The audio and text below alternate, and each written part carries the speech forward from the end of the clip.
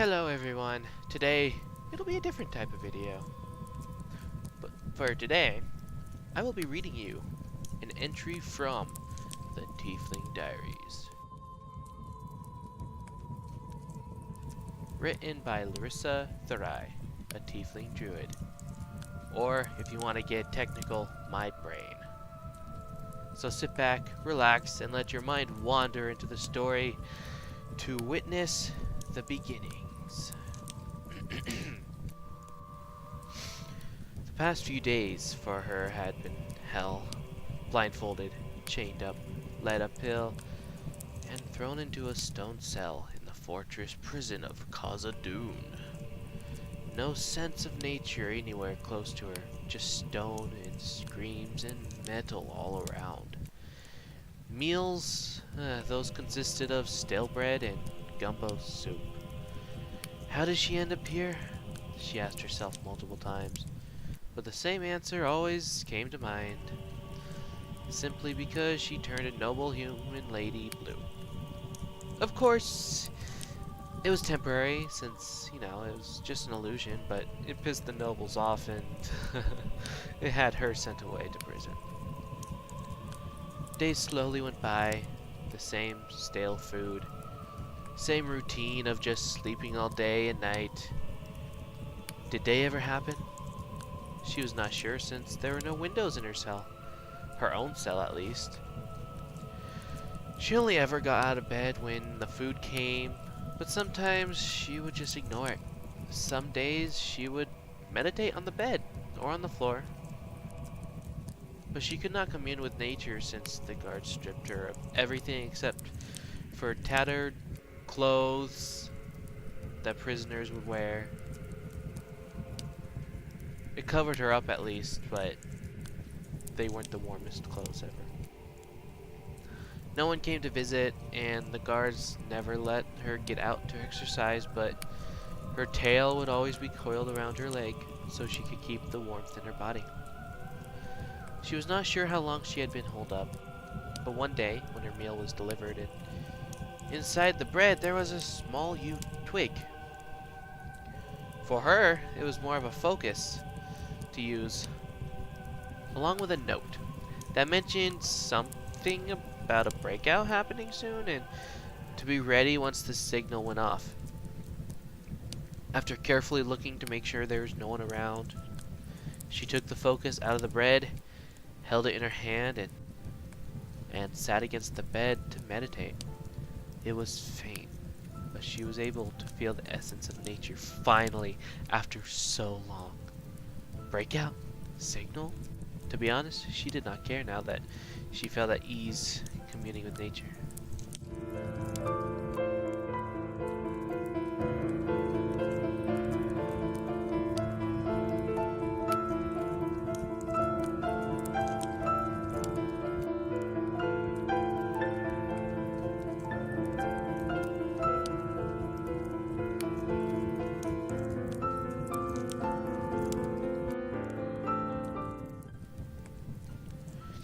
She had not realized, but she had fallen asleep and was having a dream.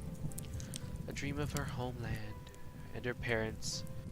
They had just finished celebrating her mother's birthday when a bright flash of light filled her vision, followed by what seemed like explosions which made her jolt awake instantly.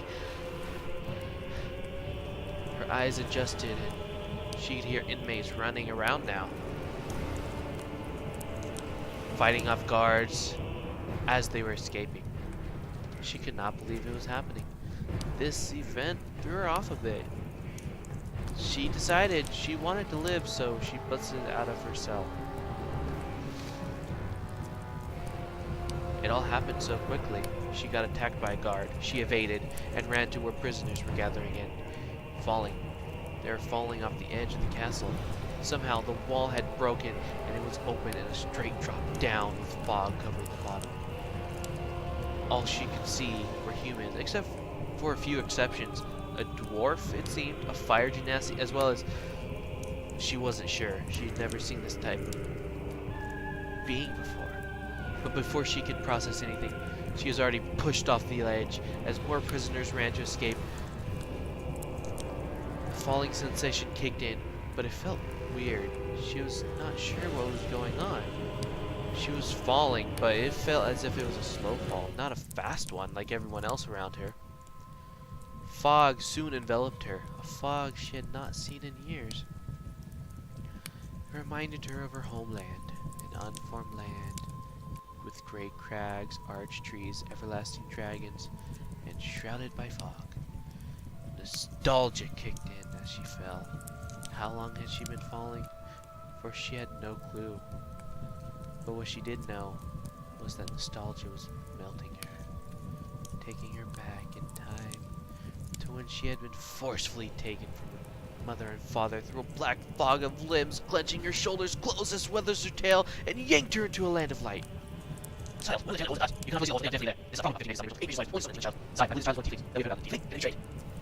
These few voices boomed around her as her eyes adjusted to the new environment. She could not understand a word of what was being said, which caused her immediately to coil her tail around her leg in nervousness, as quickly and tightly as she could. She looked around only to see humanoid figures standing around staring at her. Her voice stuck in her throat, her palms feeling all clammy, her breath getting cut off short. A numbing feeling encroaching up her feet and legs, as well as a strong feeling of pain in her stomach, as if she had been punched over 50 times. This was not her home. Where was she? Who were these people? Where is this? These questions constantly flooded her mind until a strange man wearing robes, walking with a staff that had a purple gem fixed atop, and an eagle just resting there. He spoke some words to the others and then turned to her and walked towards her with a graceful, swift walk, and gently knelt beside her, offering her a hand. As he spoke, his words felt foreign at first, but then, almost as if by magic, his words became clear. "It is all right, little one. I am Lerissa Therai, an elven sorcerer. Please do not be afraid. I mean you no harm." He spoke with a soft expression.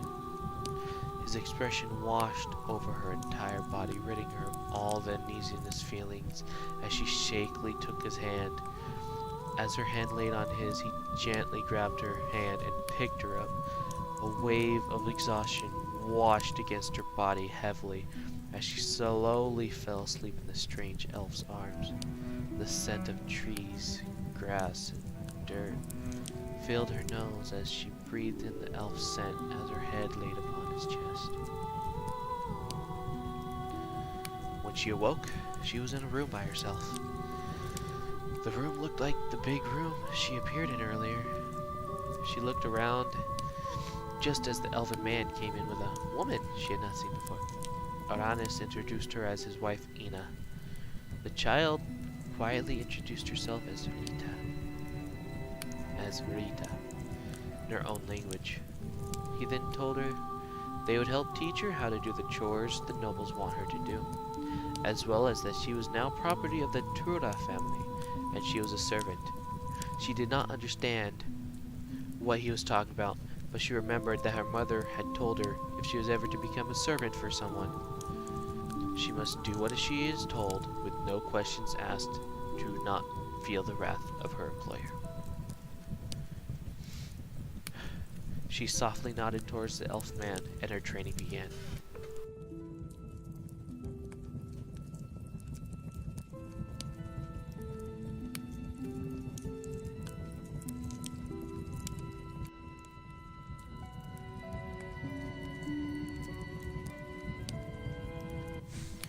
The two elves were surprised at how intelligent she was.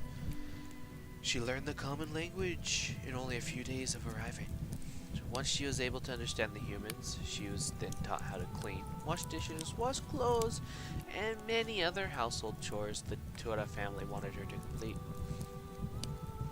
Although the two never planned to ask her how old she was, they did, and to their surprise, she said she was at least 16 in human years.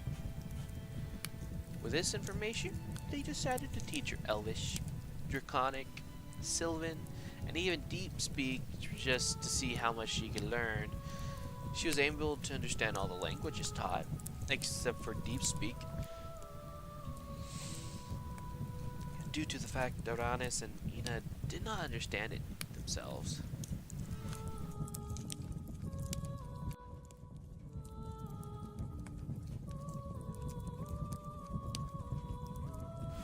All was going well. She would do as she was told, never talked back, and always did her best. However, after the first month had gone by, her body was growing supernaturally quick. When she was first summoned, she looked like a young 4-year-old. But now after a month, she grew to look like a 12-year-old, and halfway through the second month, her body grew to that of a 16-year-old human. Mature for humans. As her body grew, a pain in her chest hit her hard, which caused her to clench her chest and fall to her knees, having some difficulty breathing.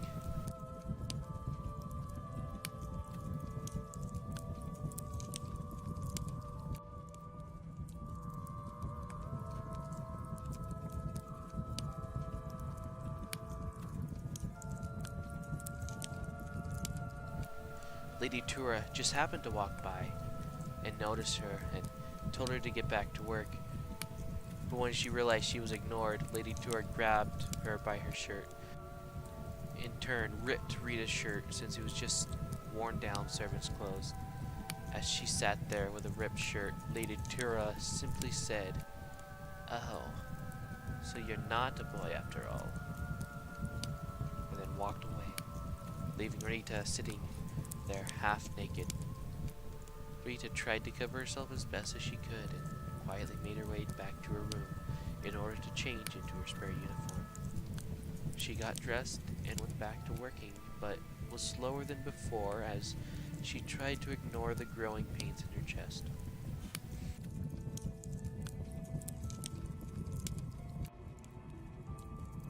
After this incident, she began to get treated with dismay, mostly by Lady Tura, who in turn told servants to treat Rieta poorly as well.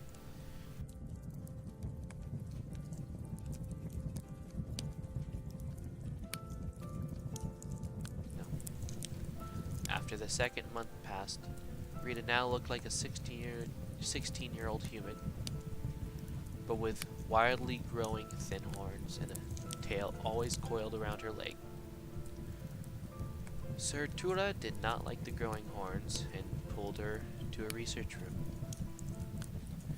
There she was put through intense pain as Sir Tura and some of his researchers attempted to forcefully reshape Rieta's horns. Somehow, someway, the men were able to reshape her horns into thin spirals on the side of her head. This mostly so they don't touch anything they shouldn't. When this task was accomplished, she was then used as a guinea pig. Sir Tura left her with the researchers, who in turn constantly burned her and branded her just to see how much pain she could endure. Even though the pain and constantly being poked, prodded, and cut many times, she tried enduring the pain and not scream. At first she was unable to, her screams of pain resonated in the research facility. After a month of being tested on, the researchers that had been torturing her got bored and returned her to the Tura family.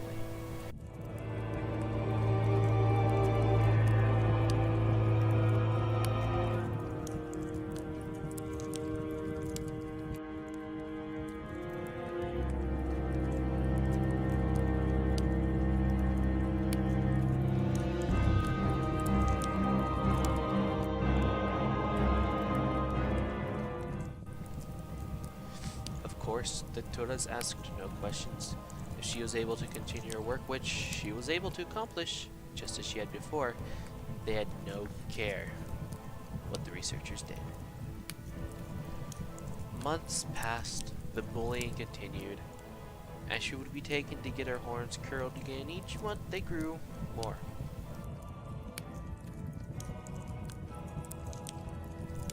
Each each time the pain was unbearable, but she put up with it. Not like she could get away. Even if she could, where would she go?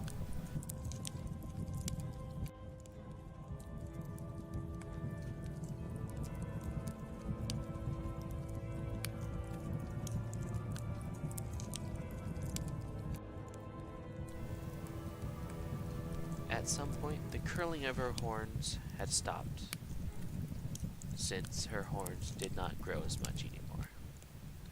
The bullying as well died down around the same time. The same time when Lady Tura started to help plan for a birthday party for her nephew who was turning 6 years old. During this stressful time for Lady Tura, Rieta was handed off to Ina, Aranis' wife, who was in the middle of preparing for a ritual. Rieta oversaw making sure there's no leaves anywhere in the vicinity of the ritual circle. Curiosity, a feeling Rieta had not felt since she was with her mother, drove her into asking the elven lady what she was doing. Surprised by the girl's voice after only hearing it the one time she spoke, Ina gently answered by saying, "I am what is called a druid, and I am planning a ritual in order to let the plants in the area prosper and get enriched with vitality for long-term benefits.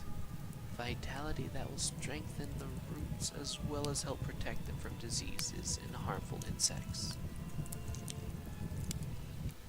For Rieta, she did not find anything she could enjoy in this new life of hers. There did not seem to be any reason to enjoy fighting, hunting, not even cleaning, but she could not say no to someone who provides her with food and a place to sleep, so she always did what she was told with no conflicts. But just hearing the words Ina spoke sprouted something within Rieta, and life just seemed to flow into her body and shined in her silvered, pupilless eyes. Ina must have noticed something happened within Rieta, for she simply asked her, "Would you like me to teach you how to care for plants, as well as become a druid? You can learn many amazing things from plants, as well as listen to messages from other druids used to communicate within specific areas. Though it will not be easy, for sometimes nature will request your aid to purify the land, which could consist of destroying evil forces wishing to harm it." And with a soft nod, Rieta took her very first step in this new world towards something she wanted to do and something she wanted to become.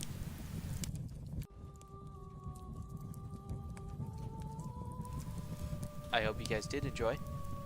Make sure to follow or subscribe. And with that, I will see you guys next time in the next story. GBFN, goodbye for now.